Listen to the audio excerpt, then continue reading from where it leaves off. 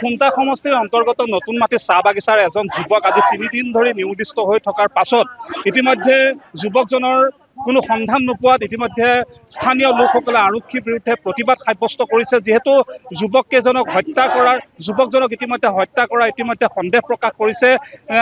এই মুহূৰ্তত যি ঐতিহাসিক ধুদৰালি ইতিমধ্যে স্থানীয় শ লোকে ইতিমধ্যে বন্ধ কৰি ৰাখিছে আৰু এই মুহূৰ্তত প্ৰতিবাদ সাব্যস্ত কৰিছে আৰক্ষীৰ বিৰুদ্ধে।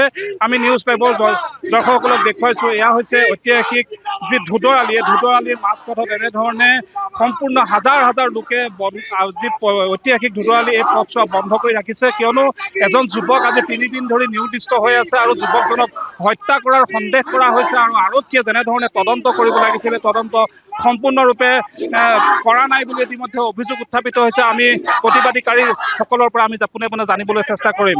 কি ক'ব, যিহেতু আপোনালোকে প্ৰতিবাদ সাব্যস্ত কৰিবলগীয়া হৈছে, এজন যুৱকৰ মৃত্যুৰ সন্দেহ, কি ক'ব?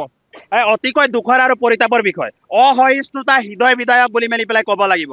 যোৱা ২৯ তাৰিখে প্ৰায় ২টামান বজাত গোলাঘাট জিলাৰ খুমটা সমষ্টিৰ নতুন মাটি চাহ বাগিচাৰ যুৱক ৰাজ কালিন্দীক ধনশ্ৰী নদীৰ লালগড়া চাপৰিৰ সমীপত আনি ৪-৫জনকৈ যুৱকে নিৰ্মমভাৱে হত্যা কৰিছে বুলি ইতিমধ্যে অভিযোগ উঠিছে। আজি ৩ দিন হ'ল সেই হত্যাকাৰীসকলক কিন্তু গ্ৰেপ্তাৰ কৰিব পৰা নাই, জেললৈ প্ৰেৰণ কৰিব পৰা নাই। আৰু তাতোতকৈ দুখৰ বিষয়টো হ'ল যে SDRF বাহিনী এতিয়ালৈকে তেওঁলোকক অভিযান চলাই আছে যে নদীত ডুব গৈছে বুলি মেলি পেলাই সেই মৃতদেহ কিন্তু উদ্ধাৰ কৰিব পৰা নাই। লগতে আমি দেখিবলৈ পাইছোঁ যে খুমটাই আৰক্ষী নতুনকৈ অহা যিজন বিষয়া আছে, আজি ৩-৪ দিন হৈছে, তেখেতে এটা বৃহৎ অংকৰ আচলতে লেনদেন কৰি মেলি পেলাই হত্যাকাৰীসকলক মুক্ত আচৰণ কৰিবৰ কাৰণে এৰি দিয়া হৈছে বুলি অভিযোগ উঠিছে আৰু এই অভিযোগটো সত্য। ইতিমধ্যে আপোনালোকে গম পায় যে ৰাজ কালিন্দীক ইতিমধ্যে নিৰুদ্দেশ হৈ আছে আৰু তেওঁলোকে কৈছে যে ৰাজ কালিন্দীক আচলতে পোৱা নাই, নদীত ডুব গ'ল, মানে হত্যা কৰা হৈছে বুলি মেলি পেলাই ইতিমধ্যে কথাটো স্পষ্ট হৈছে।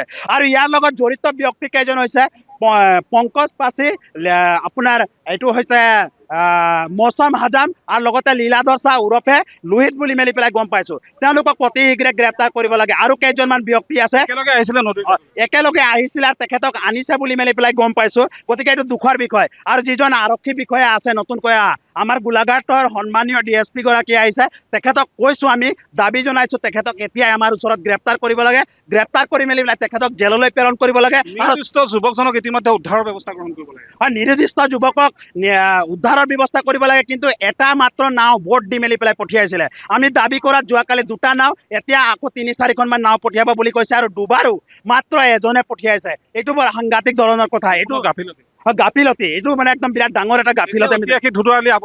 ধুদৰালি আমি এটা আবদ্ধ কৰি ৰাখিছোঁ আৰু অনিৰ্দিষ্ট কালৰ বাবে আমি ধুদৰালি আবদ্ধ কৰি ৰাখিম। প্ৰয়োজন সাপেক্ষে আমাৰ গোলাঘাট জিলাৰ যিমান চাহ বাগিচা আছে, গাঁৱৰ মানুহ আছে, সকলোৱে একত্ৰিত হৈ কৰি মেলি পেলাই 39 নং ৰাষ্ট্ৰীয় ঘাইপথ আৰু 37 নং ৰাষ্ট্ৰীয় ঘাইপথটো কিন্তু আমি ৰোড ব্লকেট কৰিবৰ কাৰণে কিন্তু আমি বাধ্যত পৰিম। নিশ্চিতভাৱে আৰক্ষীৰ বিৰুদ্ধে তীব্ৰ ক্ষোভ প্ৰকাশ কৰিছে আৰু এগৰাকী আছে, কি ক'ব? চাওক, আমি আচলতে আৰক্ষী প্ৰশাসনৰ পক্ষপাতমূলক আচৰণ আমাৰ সকলো ৰাজ্যৰ মানে লক্ষ্য হৈছে, দৃষ্টিগোচৰ হৈছে যে তেওঁলোক পক্ষপাত আচৰণ লক্ষ্য কৰিছে। কথা হ'ল 3জন ব্যক্তিক তেওঁলোক ডিটেইন কৰিছে। ডিটেইন কৰাৰ পিছত কোনো সোধপোছৰ ব্যৱস্থা নাই, তেওঁলোকৰ কথাৰ মিল নাই। প্ৰথম দিনাখনৰ সোধপোছতে তেওঁলোকৰ কথাৰ মিল নাই।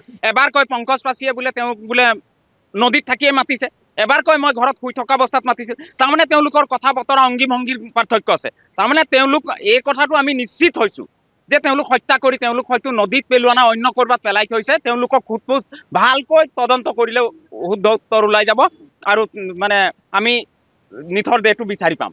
নতুবা আমি এনেকুৱাকে মানে আৰক্ষীয়ে পক্ষপাতমূলক আচৰণ লৈ থাকিলে আমি কেতিয়াও আমাৰ নিথৰ দেহ আমি বিচাৰি নাপাম।